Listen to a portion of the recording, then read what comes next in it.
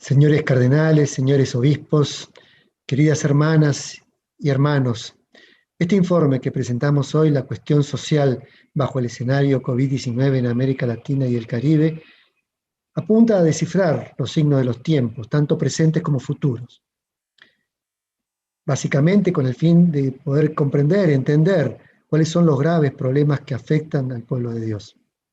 Se nos abre una iglesia en salida, sinodal, que nos invita a un caminar transformador. Para ello es fundamental un reconocimiento profundo, realista y acertado de la realidad social latinoamericana. En ese sentido, creemos que hacer visible y comprensibles nuestras deudas sociales a la luz de los acontecimientos, de los graves acontecimientos y de las condiciones de crisis que atraviesa nuestro continente, habrá de contribuir a este objetivo. Ahora bien, para aprender su contenido es crucial también comprender el sentido que ha motivado e inspirado nuestra labor.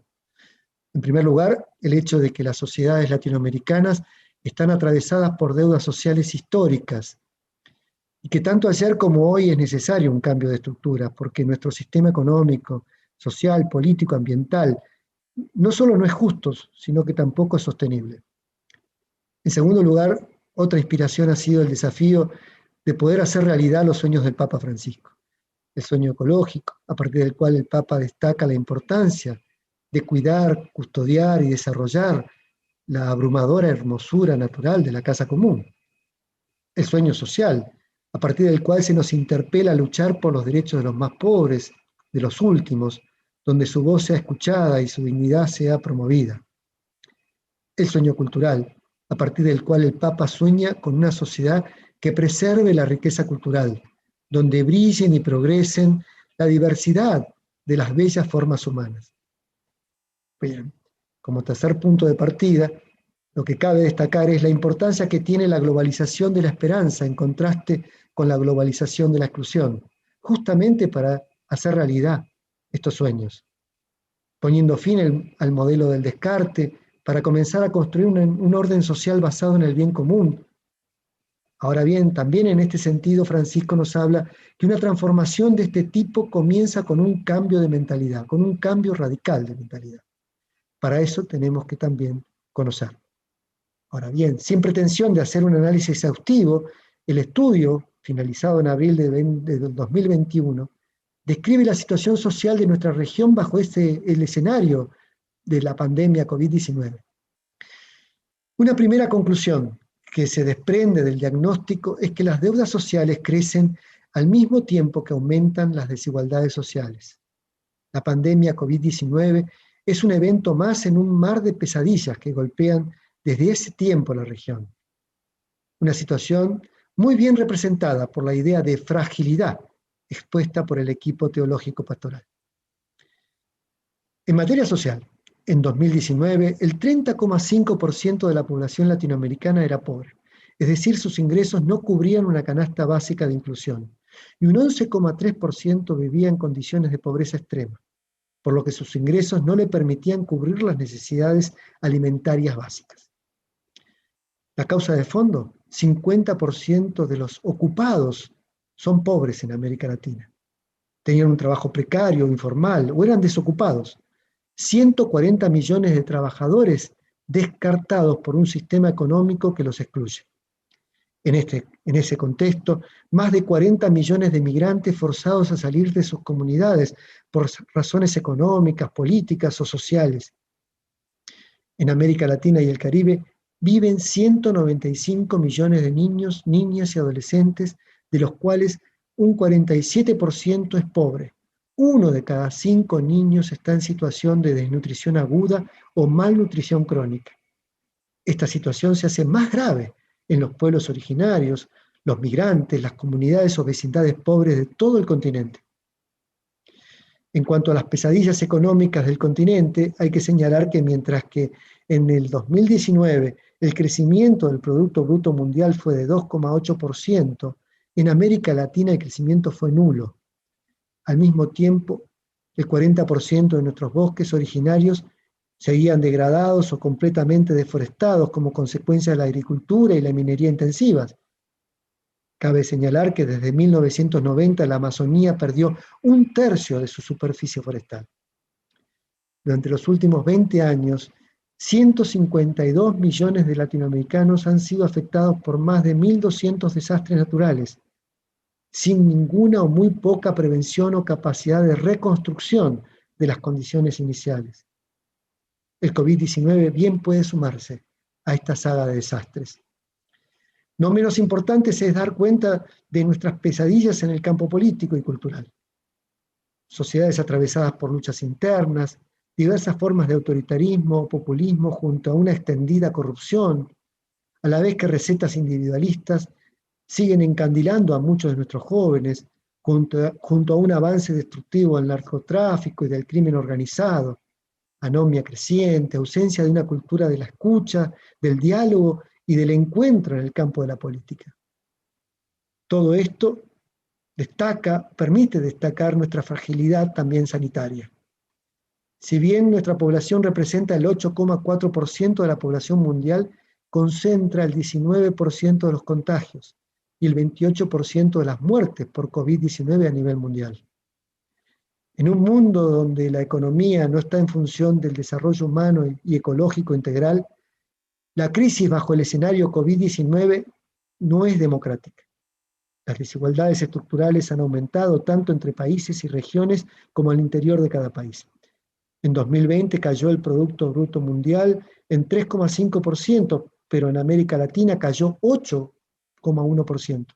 Y según las proyecciones, este año solo crecerá 3,6%.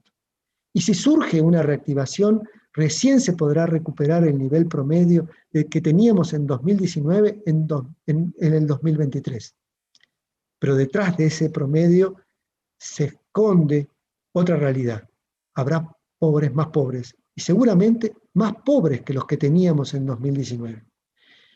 En el 2020 cayó la ocupación y aumentó la tasa de desocupación. Se estima una pérdida de 47 millones de empleos durante el año pasado. Los más afectados han sido los trabajadores informales y entre ellos los jóvenes, las mujeres y los trabajadores de más baja calificación.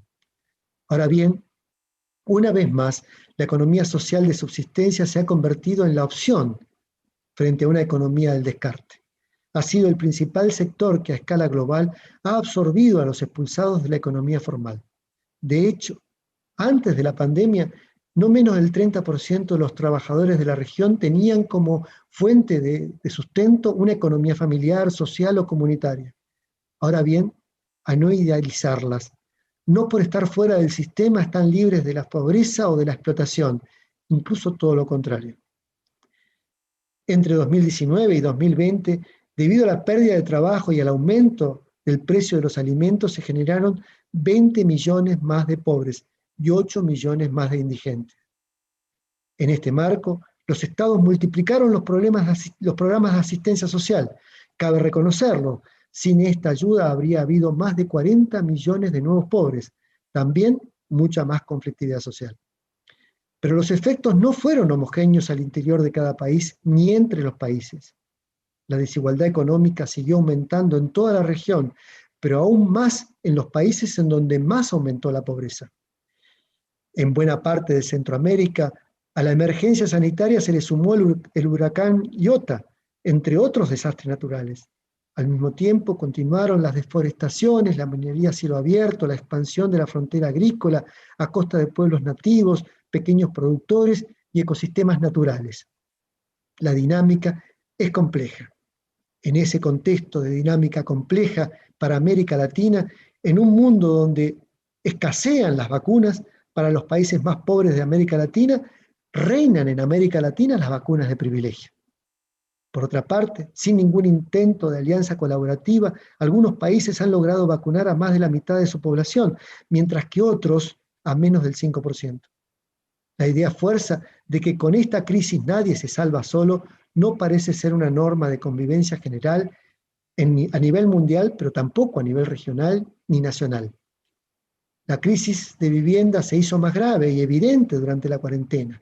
Los déficits residenciales se agravaron en aquellas comunidades urbanas y comunidades rurales más pobres. No solo las personas mayores fueron las principales víctimas del COVID, también lo fueron los niños, niñas y adolescentes, ya no por la pandemia, sino por las consecuencias sociales de la crisis: mayor déficit y desigualdades educativas, mayor inseguridad alimentaria y precariedad sanitaria debido a la pérdida de los ingresos de las familias, aumento del trabajo infantil como consecuencia de la crisis económica, incremento de la violencia como consecuencia del mayor hacinamiento y la falta de contención. Durante el COVID-19, las migraciones de centroamericanos hacia Estados Unidos no se detuvieron, aunque frenadas por las barreras estatales. Incluso millones de venezolanos continuaron fuera de su tierra sin posibilidad de regresar. La situación no cambió, se agravó, justamente en contexto de pandemia. Los migrantes han agravado esa condición de exclusión debido a la falta de trabajo, la mayor segregación, los mayores riesgos sanitarios e incluso la mayor vulnerabilidad frente al avance del crimen organizado. Este año de pandemia en América Latina ha profundizado la crisis estructural de las democracias, las cuales siguen dando preocupantes señales de debilidad, también de ineficiencia y de autoritarismo. En este marco, la crisis social agravada por la pandemia se refleja en una mayor inestabilidad política.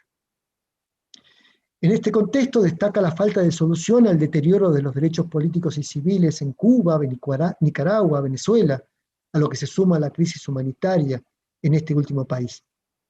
El surgimiento de nuevos populismos, el aumento de las protestas sociales y de las represiones desatadas en países con sociedades fragmentadas como Chile, Bolivia, Perú, Paraguay, Ecuador, ahora Colombia. No menos importante es la mayor expansión y penetración del narcotráfico en las estructuras de poder y el interior mismo de las comunidades. En época de pandemia aumentaron los asesinatos generados por el narcotráfico, también aumentó la inseguridad ciudadana, crecieron los femicidios y la muerte de miles de niños inocentes por nacer. No hubo justicia para millones de excluidos, despojados de presente y de futuro. Todas violaciones a los derechos a la vida, al desarrollo humano, violaciones todas ellas evitables. En fin, la pandemia está transformando de manera regresiva la ya compleja e injusta realidad de nuestras sociedades. Por ahora, de esta crisis no estamos saliendo mejores. Por lo mismo, un mejor vivir bajo una ecología integral basada en el bien común es un sueño que debemos construir, cuyo logro no habrá de depender de la suerte ni mucho menos de la apatía de dirigentes que no están comprometidos con su pueblo. Estas situaciones nos llevan a valorar la construcción de una iglesia en salida, a la que convoca el nuevo quehacer del SELA. Es urgente emprender acciones que superen la exclusión y la cultura del descarte, para fortalecer a los más vulnerables, sobre quienes además recae hoy el riesgo de una grave crisis humanitaria. Desde el Centro de Gestión de Conocimiento, esperamos que esta radiografía de nuestra región latinoamericana y caribeña sea una información útil para sus reflexiones durante esta semana.